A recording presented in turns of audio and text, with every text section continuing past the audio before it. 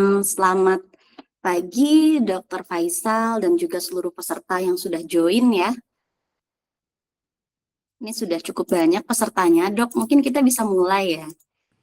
Ya, Baik, boleh, jadi ya pada pagi hari ini untuk Kulab seri 3 kita akan membahas terkait dengan terkait diare ya. Nah, nanti kaitannya kemana aja, tesnya apa aja itu nanti akan dibahas lebih lanjut oleh Dr. Faisal ya, yang sudah join bersama kita sebagai narasumber di pagi hari ini. Jadi saya persilahkan kepada Dr. Faisal untuk memulai materinya. Waktunya kurang lebih mungkin 45-50 menit ya Dok untuk pemaparan, dan setelah itu kita alokasikan waktunya untuk tanya jawab. Silakan Dokter.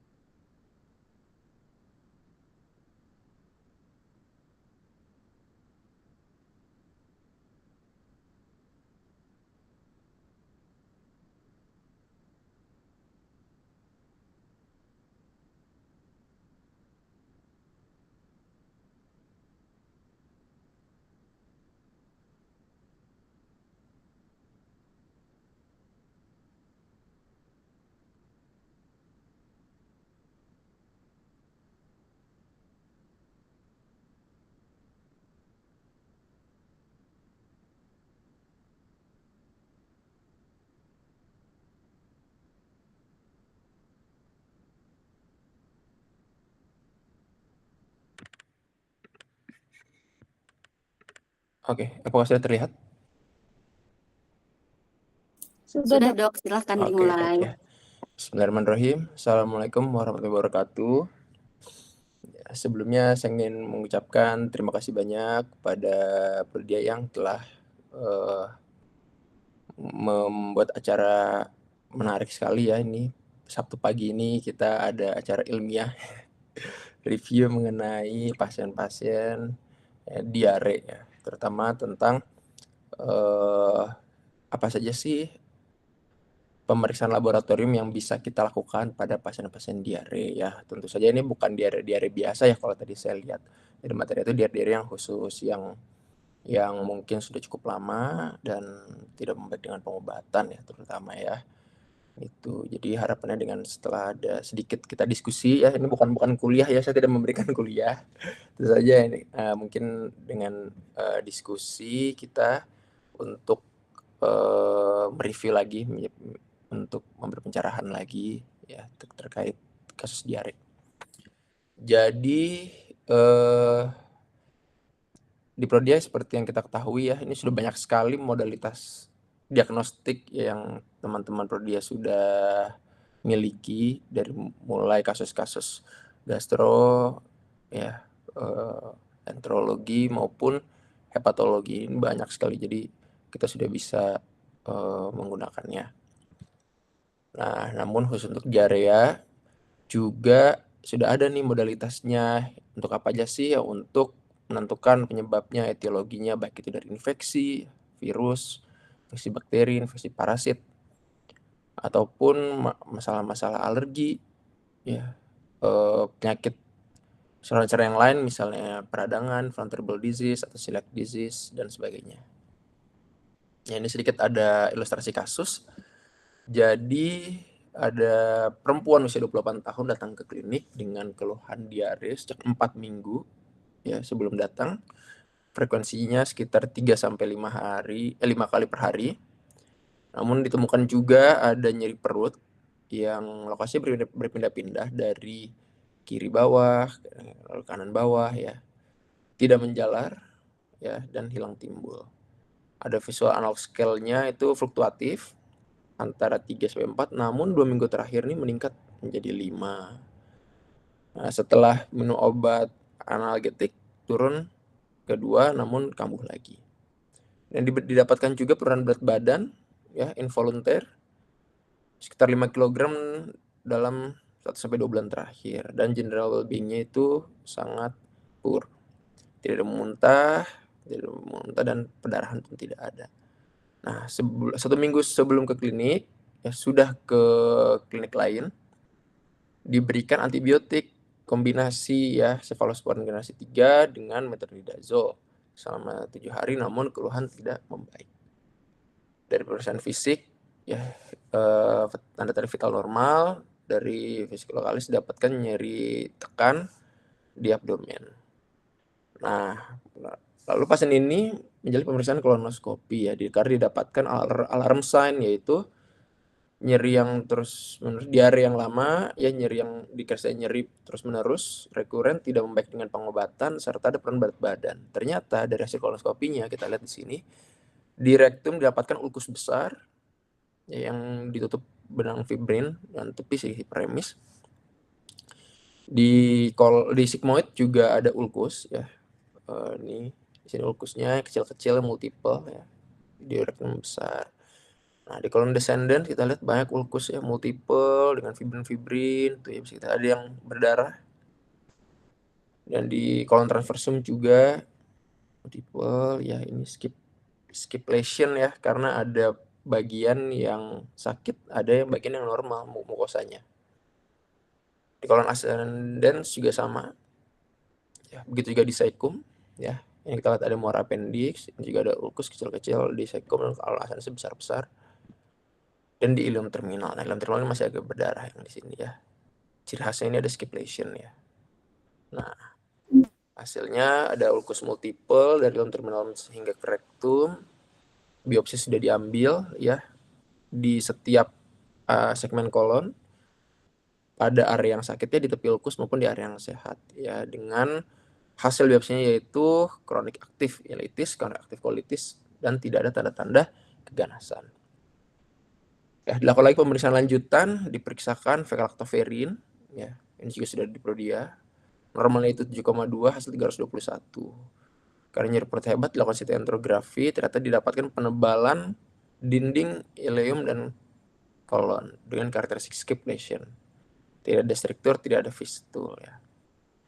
Dilakukan pemeriksaan untuk menyingkirkan infeksi ya, dilakukan PCR TB, hasilnya negatif, dan multiplex PCR dari feses ya, itu tidak dapatkan patogen.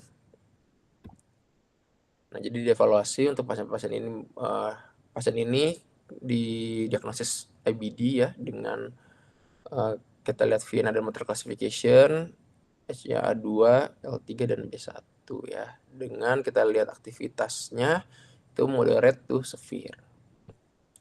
Ya, jadi working diagnosisnya itu moderate to severe Crohn's disease, ada L3, L4, B1. Oke. Jadi ya, dari kasus ini kita melihat bahwa ada diare itu dibagi penyebabnya banyak, namun secara garis besar dibagi 2 kelompok, yaitu infeksi dan non infeksi ya. Nah, yang pertama kita bahas non infeksi diare dulu, diarea ya. Jadi untuk infeksi diare ini terjadi karena infeksi oleh patogen-patogen tertentu ya, yang dimana di Amerika sendiri kasus sangat tinggi sekali.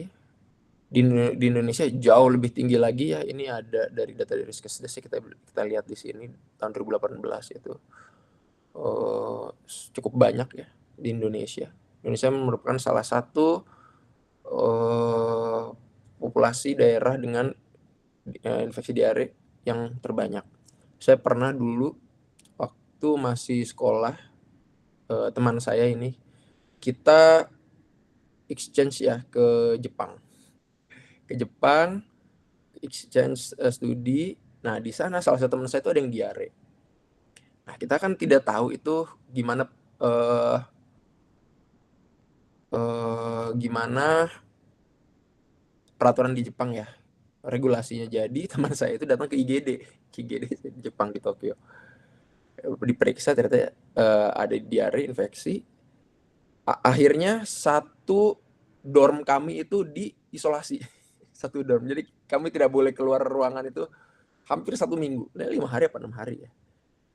Nah, itu karena apa? Karena di Jepang itu ternyata diare itu jarang ya. Dan apalagi infeksi.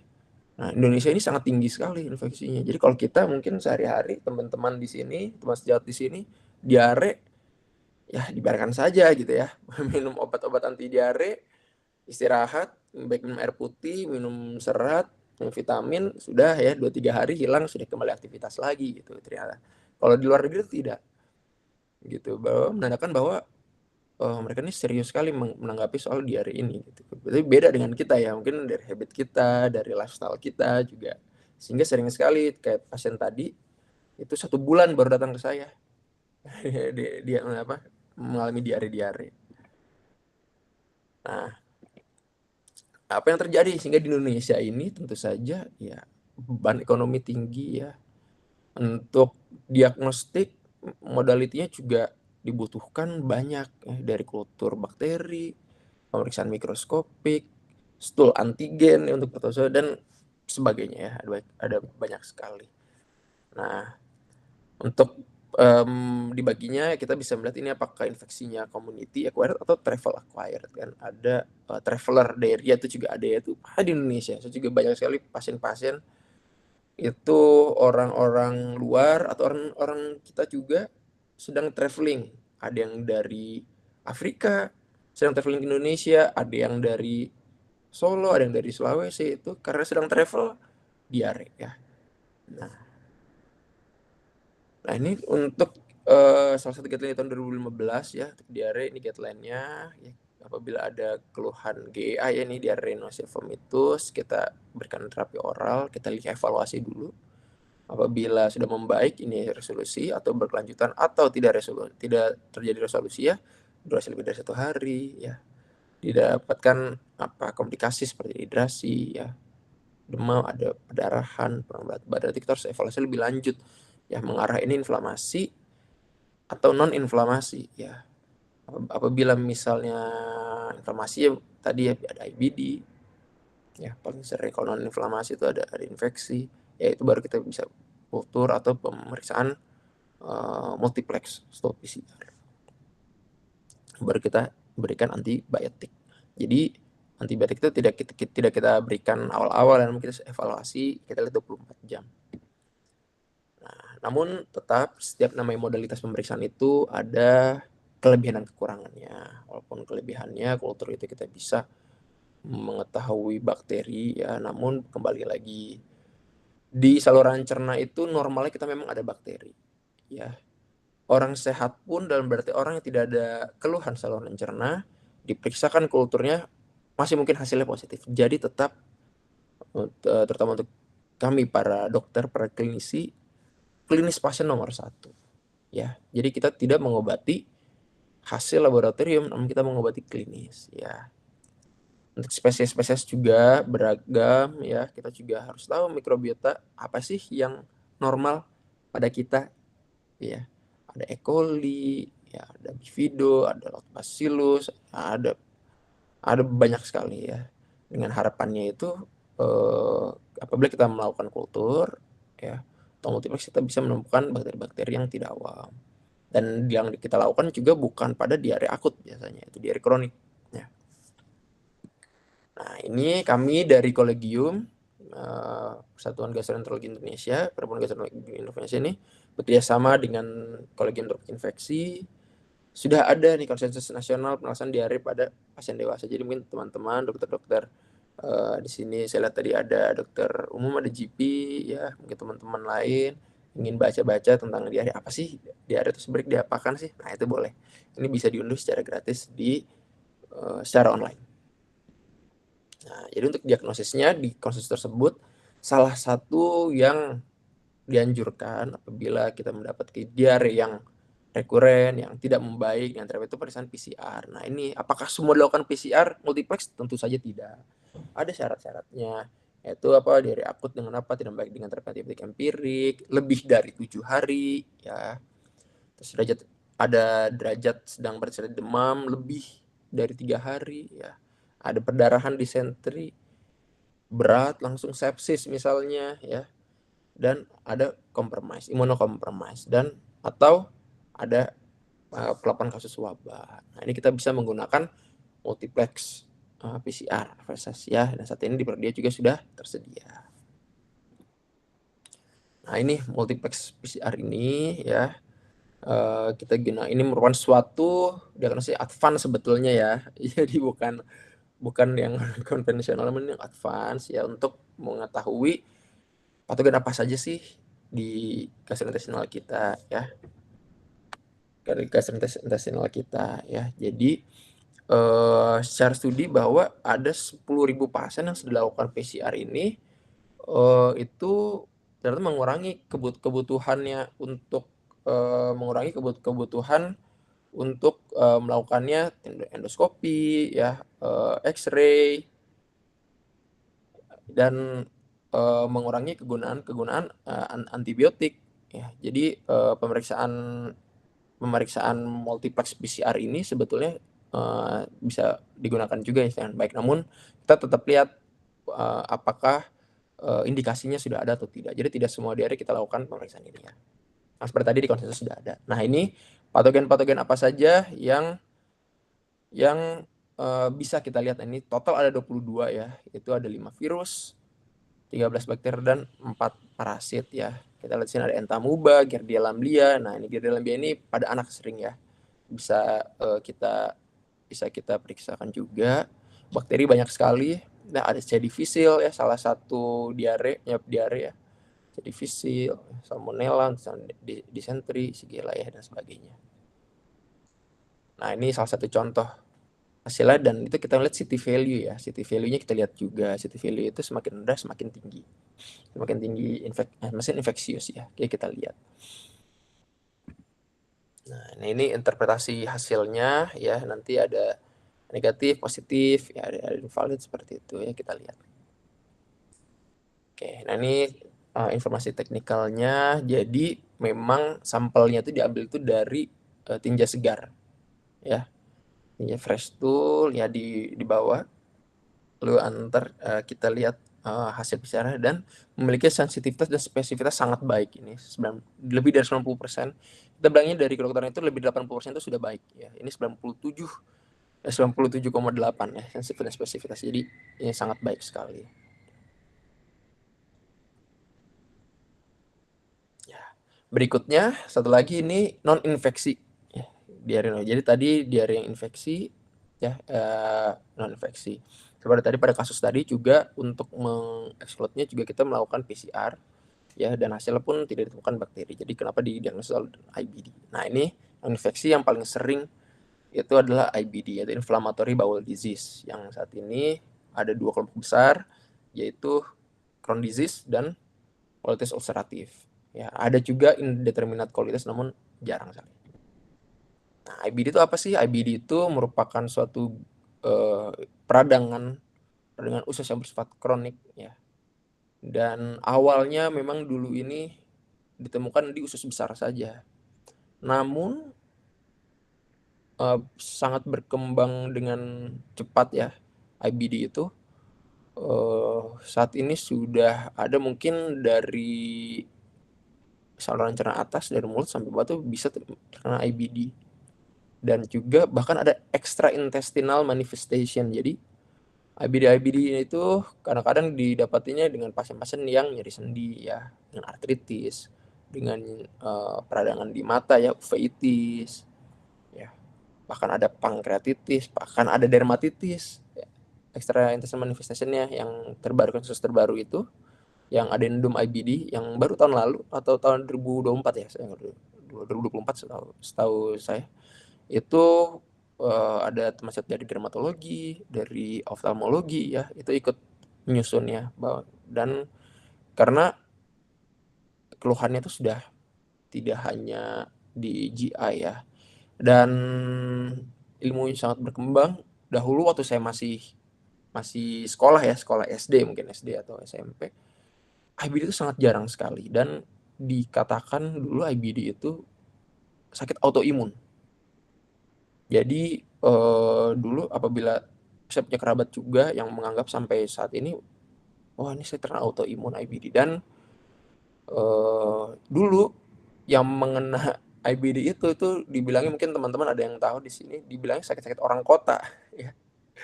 Ya, orang-orang yang ekonomi statusnya tinggi ya. Sementara yang di desa-desa tuh jarang sekali kena IBD gitu.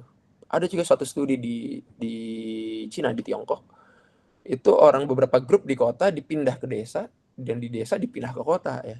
Diobservasi beberapa bulan.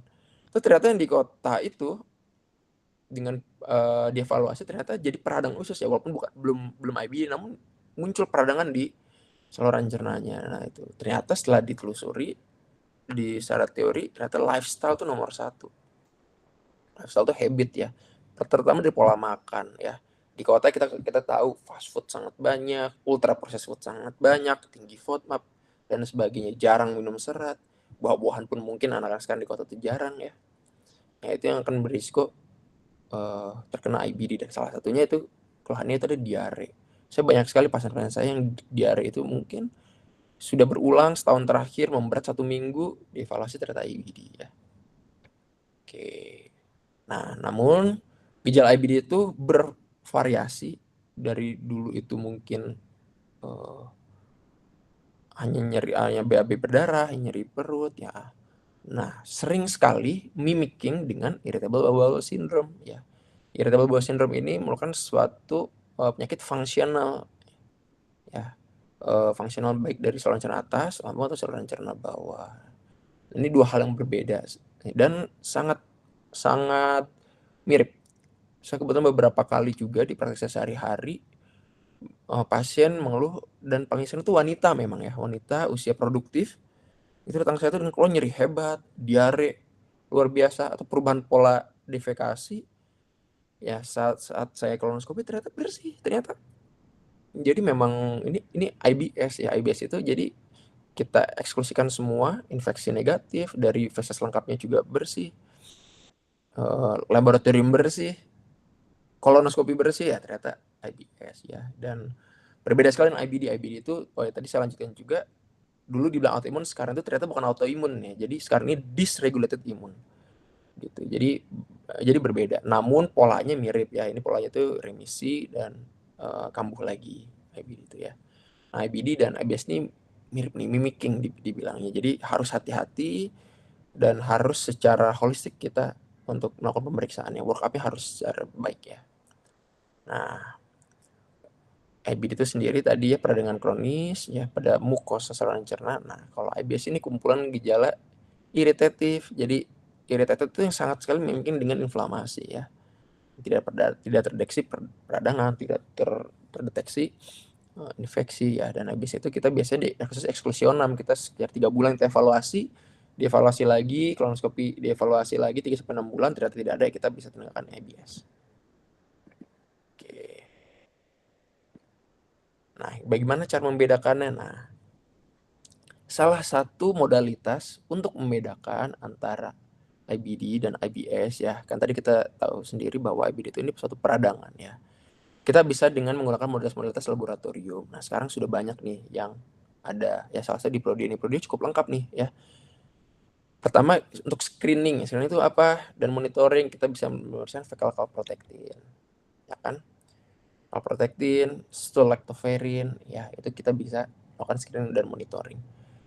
Namun kembali lagi, fecal calprotectin dan stool lactoferrin ini semua peradangan baik itu IBD ataupun non IBD ya, infeksi misalnya, itu juga bisa tinggi ya. Nah, jadi saat kita mendapatkan fecal calprotectin tinggi, stool lactoferinnya tinggi, kita harus evaluasi lagi apa penyebabnya, kena IBD ataupun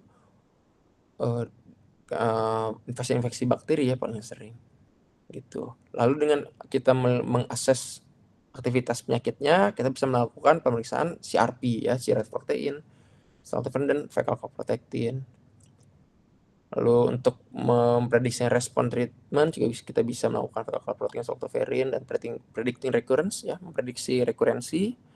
Kita bisa melakukan lactoferrin, CRP, dan fecal calprotectin. Nah, jadi kalau saya sehari-hari pada pasien-pasien IBD saya, apabila sudah dilakukan penegakan diagnosis, awal saya pasti periksa fecal calprotectin ataupun fecal lactoferrin. Namun bukan untuk diagnostik. Nah, ini kan kita tidak ada ya untuk diagnostik, tidak.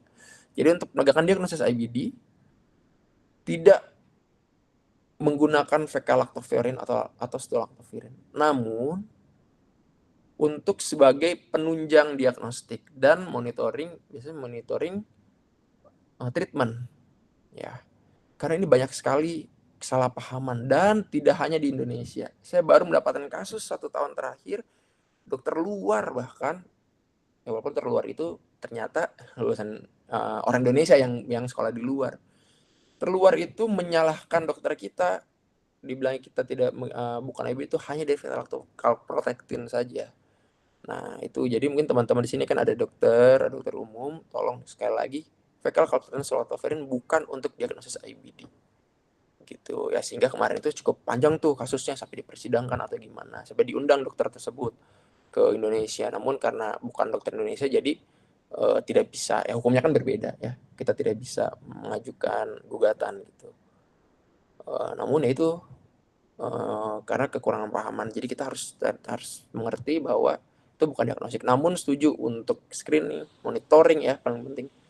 Disease activity bisa, yang paling penting adalah predicting response to treatment ya. Jadi secara berkala sekarang ini IBD ini ada STRIDE ya, namanya guideline STRIDE, itu fecal calprotectin itu rutin kita periksakan di awal dan biasanya di pertengahan atau bahkan menjelang akhir. Atau pada kasus tadi solatoferin juga kita evaluasi ya, untuk ini respon nggak ya dari terapi ini, bagaimana disease activity-nya, apakah masih sama ataupun sudah membaikkan atau malah tidak respon, itu makin memberat. Nah, selain itu kita biasanya juga mengerjakan pemeriksaan laboratorium yang lain, ada darah lengkap yang untuk cari infeksi, CRP yang untuk peradangan, LED ya, laju endap darah, yang ini kita lakukan pemeriksaan untuk apa? Untuk menyingkirkan biasanya infeksi kronik ya, bukan peradangan tapi infeksi. Biasanya apa? Karena sering sekali chronic disease itu di differential diagnosis dengan TB usus. Nah, apabila LED tinggi, kita harus menyingkirkan tuberkulosis ya. Ada serological test seperti ANCA, ASCA. Nah, ini secara teori sih memang bisa ya. Salah satunya ada yang positif di chronic disease, positif di ulceratif. Namun, kembali lagi sensitivitas dan spesifitasnya pun tidak tinggi ya, hanya 70%. Ya. Nah, yang paling penting itu kolonoskopi. CT scan membantu kalau misalnya kita mencurigai ada komplikasi seperti fistula, ya, toksik megakolon dan sebagainya. Tapi harus dengan kolonoskopi karena kita harus melihat isi lumen ya. Selama saya berpraktik sebagai penyakit dalam, ya fellowship gastroenterologi dan hepatologi, mungkin hampir 70% pasien IBD saya itu tidak terdeteksi dengan CT scan. Keluhannya tuh nyeri-nyeri perut, di CT scan dibilangnya aman, hanya ada penebalan saja. Kebanyakan sih aman ya. Ternyata saat saya masuk kolonoskopi, itu ulkus sudah berjejer, berbaris ya. Gitu. Jadi tetap harus kolonoskopi, jadi kombinasi. Itu yang harus kita edukasi juga kepada pasien-pasien kita. Nah, fecal calprotectin sendiri itu merupakan protein ya. Calprotectin itu protein yang dirilis oleh neutrofil ya. Jadi tentu saja ya ketika ada inflamasi, terjadi inflamasi itu karena apa? Karena ada interaksi imun dengan inang, dengan patogen ya, imun datang semua serta neutrofil ini mengeluarkan calprotectin ya. Terutama pada IBD itu reaksinya ada di mukosa usus. Ya, mukosa usus itu tentunya neutrofil datang ke mukosa usus akan merilis calprotectin sehingga calprotectin itu akan tinggi. Namun ada beberapa kali juga didapatkan calprotectin juga rendah. Tidak apa-apa, calprotectin rendah tidak menyingkirkan IBD. Ya, jadi kita harus melihat klinisnya ini radang hebat atau ada peradangan, luka-luka ya, kita biopsi, kita singkirkan infeksi ya, kita periksa calprotectin atau calprotectin ya, walaupun hasilnya rendah pun tidak apa-apa. Namun kita lihat klinisnya, klinisnya sangat mendukung nih ke arah IBD ya, apalagi infeksi sudah kita singkir ya, kita bisa berhak mendiagnosis itu untuk maksudnya IBD. Ataupun sebaliknya ternyata infektif tadi ada efek dengan stool PCR multiplexing yang positif, IBD dari patologi anatomi juga tidak mengarah kepada suatu IBD, ya ini berarti ya infektif gitu ya, walaupun calprotectinnya rendah. Jadi tidak apa-apa diperiksakan, itu sangat membantu kita ya. Tinggi itu calprotectin membantu dalam kita mengevaluasi, rendah pun tidak menyingkirkan diagnosis, tetap dari klinis. Oke. Nah, bagaimana dengan lactoferrin? Nah, lactoferrin ini juga sama. Jadi lactoferrin ini itu dari glikoprotein yang diproduksi oleh neutrofil. Jadi sama-sama dari neutrofil, namun dua senyawa yang berbeda ya. Sama juga, jadi saat ada kaskade inflamasi di mukosa kolon, neutrophil tidak hanya ekskresikan kalprotektin, namun merilis juga laktoferin. Nah, jadi apa sih kegunaannya fecal lactoferrin ini? Kembali lagi tadi ya, satu untuk mendiferensiate IBD dan IBS. Jadi ini atau bisa kalau kategorikan inflamatori dan non inflamatori ya. Inflamatori kan ada infeksi, juga bisa bikin inflamasi ya. Kita monitor disease activity ya, dari awal misalnya tinggi, kayak ada pasien tadi itu 321, nanti beberapa bulan, baru ketiga bulan keempat kita periksakan lagi fecal lactoferrinnya, kita melihat sudah turun atau belum ya. Assessment therapeutic response juga kita bisa lihat, kita evaluasi, oh ini ternyata respon terapinya dengan penyakit dengan terapi tersebut. Karena terapi IBD itu banyak sekali modalitasnya, dan mulai yang kita oral perda antiinflamasi, ada imunomodulator, bisa intravena atau subkutannya, ada biologic agent, dan sekarang yang terbaru ini ada small molecule, salah satunya tuh ada tyrosine kinase inhibitor yang saat ini belum masuk di Indonesia. Nanti kita bisa melakukan evaluasi dan edukasi juga ke pasien. Dan kita memprediksikan relapse-nya pada IBD. Jadi kita melihat setelah kita monitor, kita evaluasi lactoferrin atau fecal kalprotek ini, kita bisa melakukan memprediksikan, oh ini akan relapse atau tidak. Nah, ini apabila kita bandingkan, sebetulnya kalau dari saya yang baca, saya baca dan dari studi-studi yang sudah ada, itu sebenarnya tidak terlalu jauh ya. Bagus dua-duanya. Similar itu dalam berarti similar in a good way ya, di yang baik-baik itu kalprotektin atau lactoferrin juga sama saja. Namun apabila dibandingkan dengan CRP tentu saja lebih tinggi ya sensitivitasnya. Jadi karena pada dahulu kala sebelum ada fecal kalprotektin atau fecal lactoferrin, itu CRP yang kita lihat ya untuk respon-respon terapi. Namun sekarang kalprotektin dan lactoferrin ya. Nah, ini sedikit aja tentang penanda biologisnya. Jadi pada kita curigai dengan IBD, kita lakukan kolonoskopi ya, kita lakukan gastroskopi apabila ada keluhan ya. Apabila kita mencurigai ya, kita bisa melakukan pemeriksaan.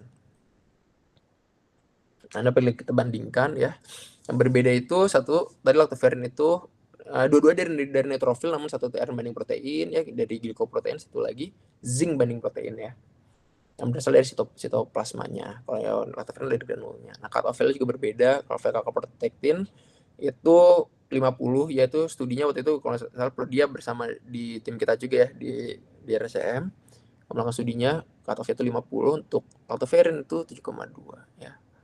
Untuk sensitivitas spesifitas juga sama, kurang lebih sama ya. Jadi boleh kalprotektin, boleh lactoferrin.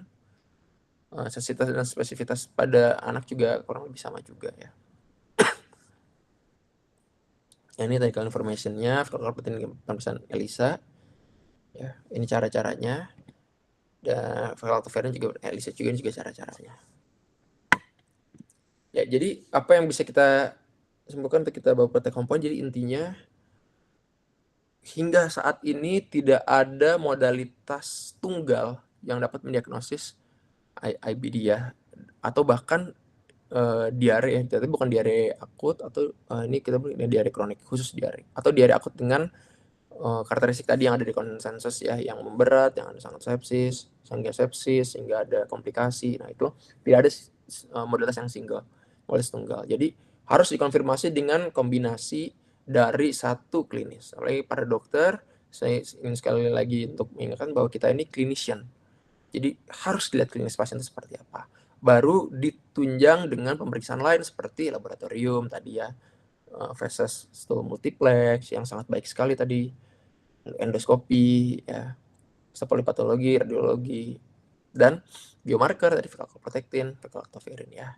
Dan jangan lupa teman-teman, saat kita menghadapi pasien diare, kita eksklusikan infeksi. Itu adalah suatu keharusan ya. Jangan sampai kita sudah mengobati pasien-pasien ini ternyata IBD atau yang lain ya, dengan terapi-terapi yang canggih, misalnya dengan imunosupresan, biologic agent, tapi ternyata ini infeksi. Nah, itu karena bahaya, nanti infeksi akan menjadi flare ya. Dan apabila IBD, kita harus extension lesion-nya kayak tadi ya, tipenya apa, keterlibatannya di mana, nah itu harus kita assess juga. Baik, sekiranya itu kurang lebih dari saya. Kurang lebih mohon maaf. Terima kasih. Saya kembalikan kepada moderator. Baik, terima kasih Dokter Faisal atas pemaparannya yang cukup komprehensif ya dok, terkait dengan diarrhea gitu atau diare. Jadi memang untuk eksklusi dari infeksi bakteri itu justru dilakukan di awal dulu ya dok ya. Baru setelah itu mungkin Iya, betul. ke depannya bisa ada kemungkinan ke arah IBD atau IBS. Silakan Bapak Ibu dokter yang ingin bertanya terkait dengan materi yang sudah dipaparkan ya, atau mungkin dengan terkait dengan diare secara general juga boleh, silahkan bertanya di kolom chat, nanti akan saya bacakan. Sudah ada satu pertanyaan ya dari Ibu Bepi. Izin bertanya, dok, bagaimana pemanfaatan tes konvensional seperti pH feses dan Sudan 3, apakah masih relate untuk diperiksa pada diare kronis?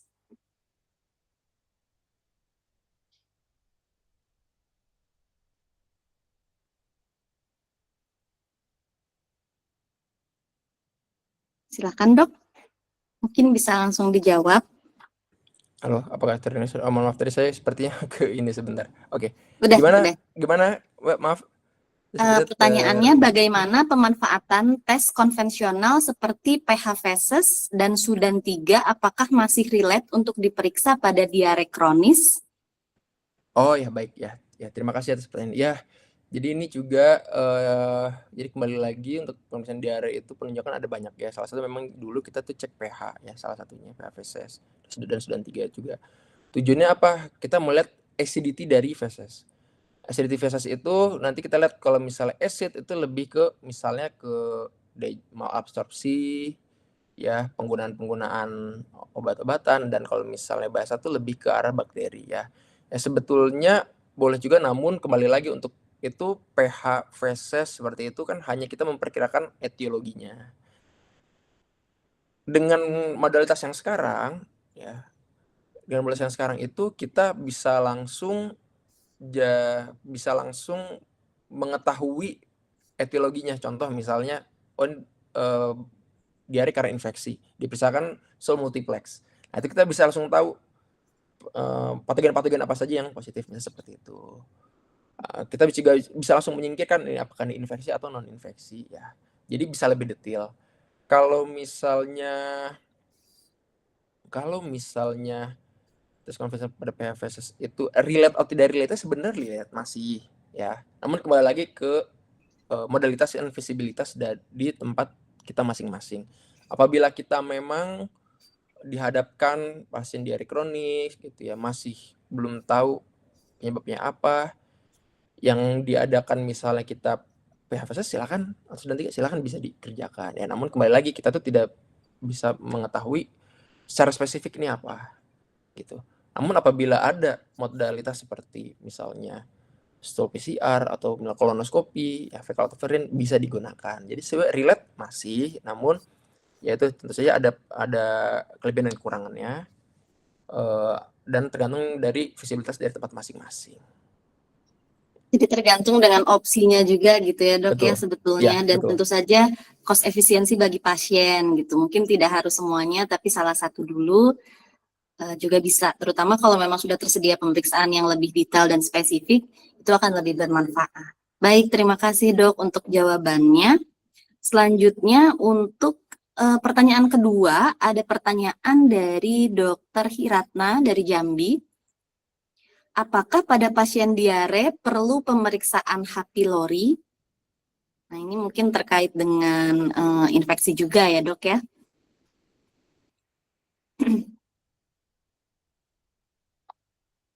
Halo, Dok. Halo. Ya. Ya, maaf tadi saya seperti ini lagi. Oke, baik. Yang pertanyaan kedua ya, Kak ya? Iya. Oke. Pertanyaan kedua dari dokter dari Jambi ya. Selamat siang dokter ya. Terima kasih pertanyaannya. H. pylori pada pemeriksaan pada pasien diare. Oke, baik. Jadi H. pylori itu sebetulnya memang dapat ditemukan pada stool ya. Makanya salah satu pemeriksaan untuk menegakkan diagnosis H. pylori infection itu dengan slow antigen, ya PCR. Namun apakah ada pada pasien diare? Nah, tentu saja tidak. Karena H. pylori itu menginfeksi itu sejatinya ada di saluran cerna bagian atas, ya. Namun untuk menyingkirkan kausatif, kembali lagi, infeksi dan non infeksi pada kasus diare, salah satunya boleh kita lakukan pemeriksaan H. pylori. Misalnya pada pasien IBD yang memiliki keluhan diare dan juga nyeri-nyeri perut hebat. Ya, kita melakukan gastroskopi, ya, epigastric pain, kalau dilakukan gastroskopi didapatkan ulkus misalnya. Kan kita harus menyingkir ini ulkusnya apakah related to IBD atau masalah sendiri, ya kan?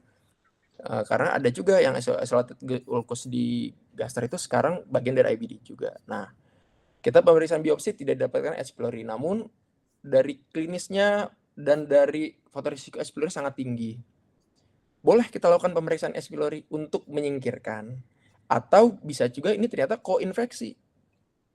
Pasien ini menderita H. pylori infection juga dan menderita IBD juga. Nah, karena itu kan pengobatannya beda. Jadi kita obati IBD-nya, lalu kita obati juga H. pylori-nya. Gitu. Jadi, apakah perlu H. pylori? Itu tergantung kita lihat dari klinis pasien. Ya. Apabila kita memang mencurigai pasien ini ke arah H. pylori infection, boleh silakan. Atau untuk menyingkirkan, mengeksklusikan penyebab H. pylori infection pada pasien IBD atau curigaannya dengan IBD, boleh silakan. Gitu. Jadi boleh di jawabannya. Kalau perlu, Oke. apakah rutin? Tidak. Ya, kita lihat ke kasusnya masing-masing. Baik, jadi H. pylori ini masih bermanfaat sebetulnya pada pasien diare, apakah itu untuk eksklusi dari infeksi gitu ya dok, atau mungkin untuk melihat jika ada kecenderungan ke arah koinfeksi, justru ada juga gitu ya, selain IBD-nya ada juga infeksinya yang lebih di arah saluran cerna atas. Ya, Baik, betul. terima kasih dok untuk pertanyaannya dan juga untuk jawabannya. Pertanyaan ketiga ada dari Ibu Gabriela. Izin tanya dok, kapan seseorang perlu diperiksakan fekal lactoferrin atau fekal calprotectin saja atau keduanya? Nah ini menarik nih pertanyaannya dok. Ya, baik, terima kasih. Terima kasih atas pertanyaan Dr. Gabriela. Jadi ini juga ya yang sering sekali saya temukan.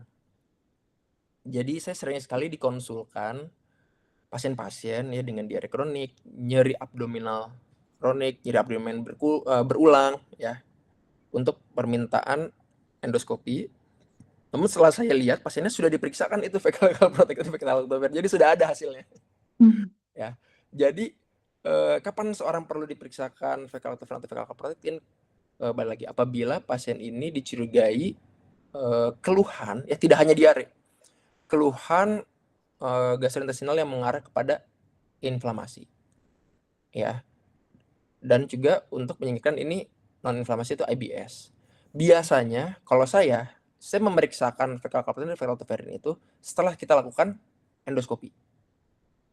Apabila saya melakukan endoskopi ditemukan adanya lesi, baik itu seperti peradangan, hiperemis, ulkus, ya, atau lesi-lesi lain yang mengarah ke arah inflamator, itu baru saya periksakan.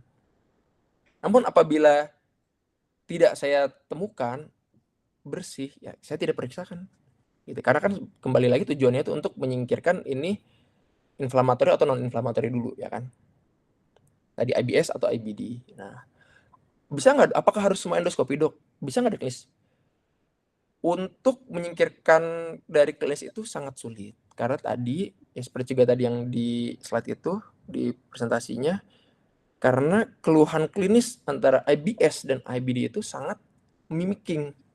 Jadi kita tidak tahu ini apakah ini suatu peradangan atau bukan. Gitu. Dan biasanya itu sudah termasuk indikasi kita lakukan endoskopi.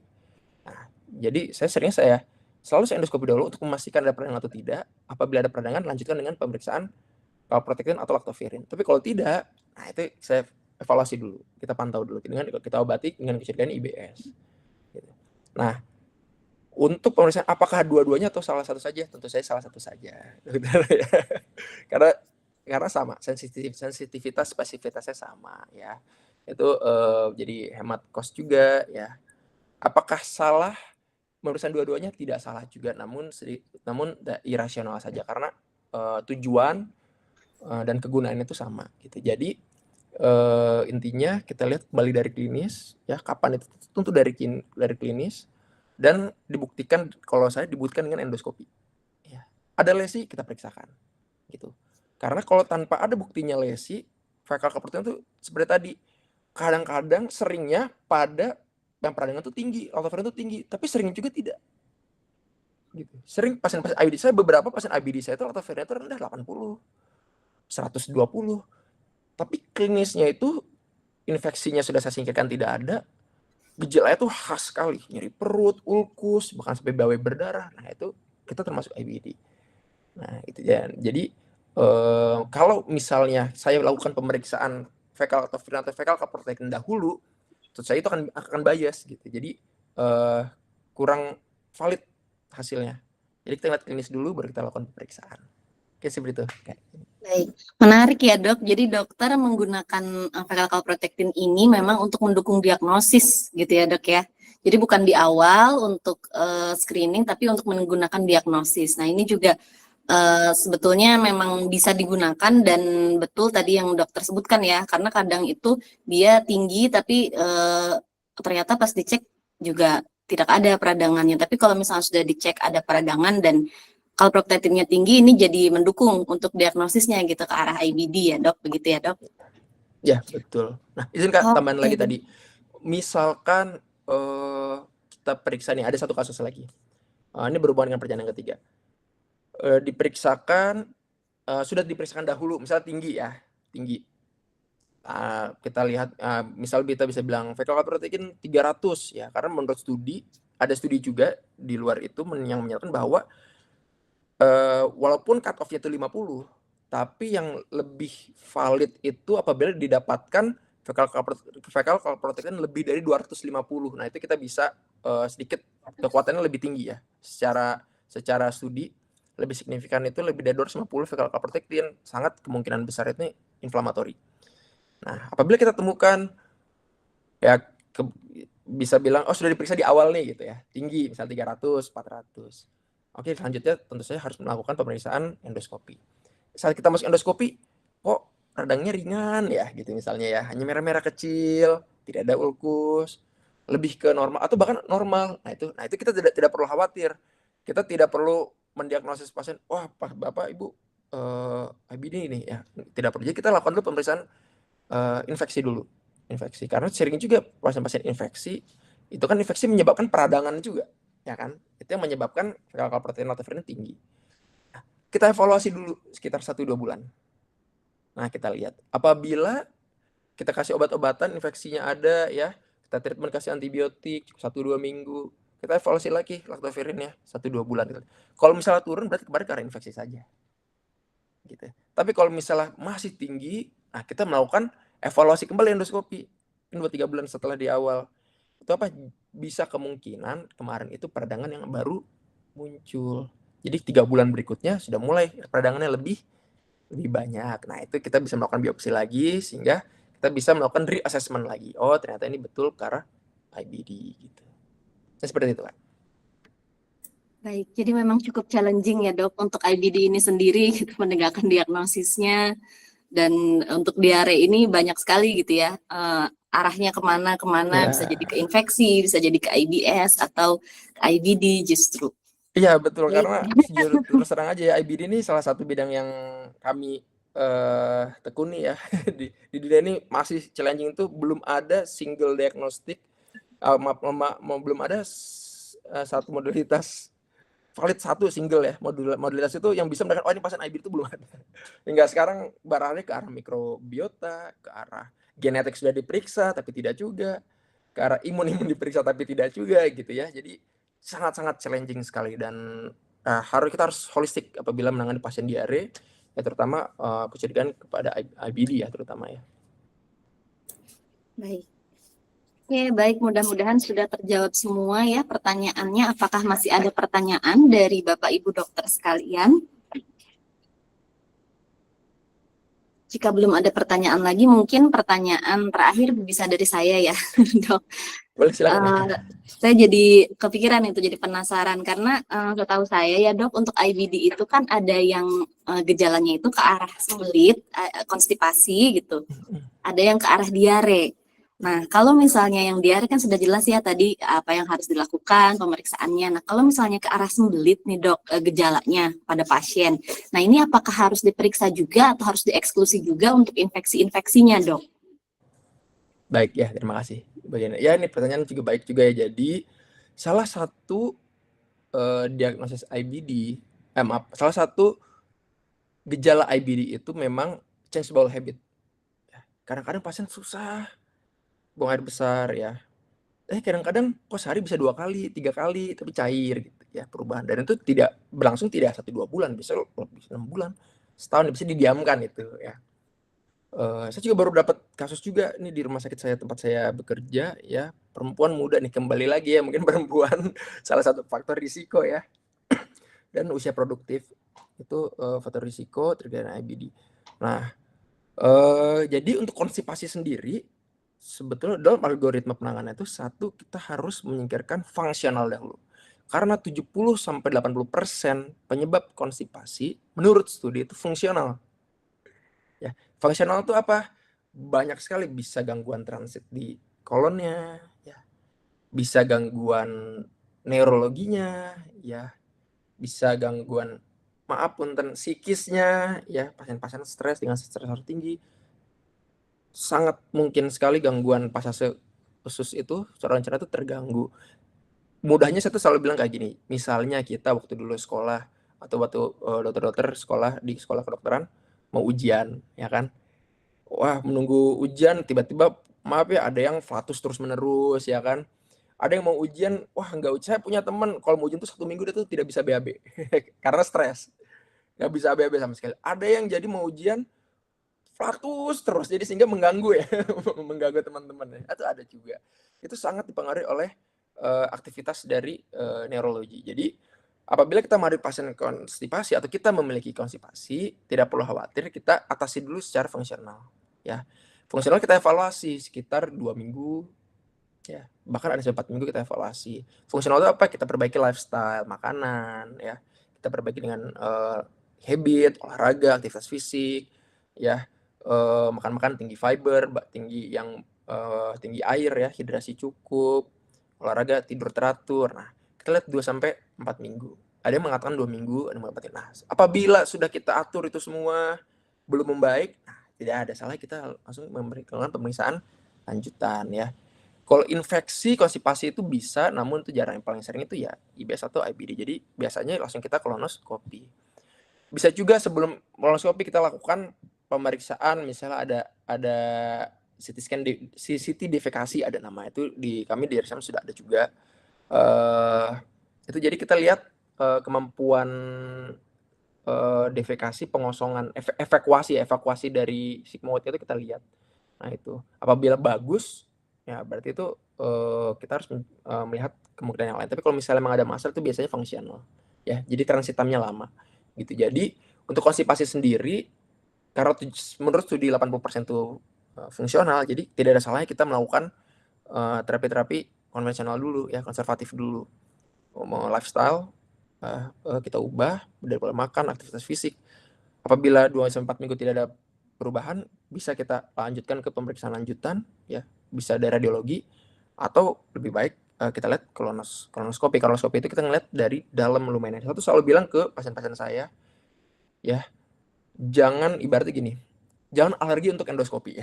Itu ya, karena apa? Endoskopi itu bukan suatu pemeriksaan yang invasif, ya, bukan suatu pemeriksaan yang sulit, ya, yang sangat mudah. Di luar negeri bahkan endoskopi itu sudah jadi medical check up, ya, dan itu kita bisa melihat jelas lumen, ya, dinding usus itu seperti apa. Yang tadi saya juga sampaikan, mungkin selama saya praktek tuh 70% pasien saya tuh dengan CT scan itu, ya, tidak terdeteksi tuh kelainan di lumennya, gitu. Jadi saya baru ketahuan tuh saat saya kolonoskopi. Gitu. Jadi dari situ baru kita bisa melihat kemungkinan apakah ini konstipasinya mengarah ke fungsional ataupun struktural, seperti itu.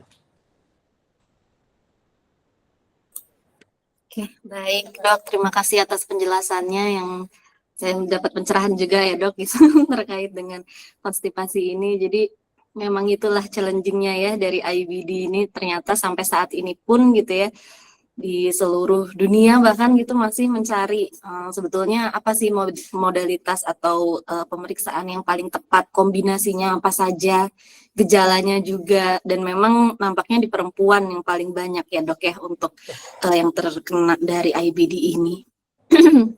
Baik, terima kasih banyak Dokter Faisal atas pemaparan materi dan tanya jawab kita yang cukup menarik ya pada pagi hari ini, dan ini juga peserta cukup banyak, ada sekitar 60 orang yang join, hebat, luar biasa Dokter Faisal, terima kasih banyak. Dan karena waktu juga sudah menunjukkan pukul 10, jadi saya ucapkan sekali lagi terima kasih kepada Bapak Ibu dokter yang sudah join, terima kasih kepada Dokter Faisal sebagai pemateri, dan saya ucapkan juga selamat menunaikan ibadah puasa bagi yang menjalankan, mudah-mudahan lancar ya dok sampai maghrib dan seterusnya. Akhir kata saya Gian Yosefin dari tim produk undur diri dan saya akan menutup acara ini. Terima kasih banyak dokter, sampai bertemu, salam kenal juga ya dok. Terima kasih tim Prodia kasih, dan Dokter dokter semua, Faisal. Bapak Ibu semua, terima kasih. Saya pamit ya. Selamat pagi, Assalamualaikum. Salam. Nah, sebetulnya Terima kasih Mbak Giani. Bye, thank you semuanya.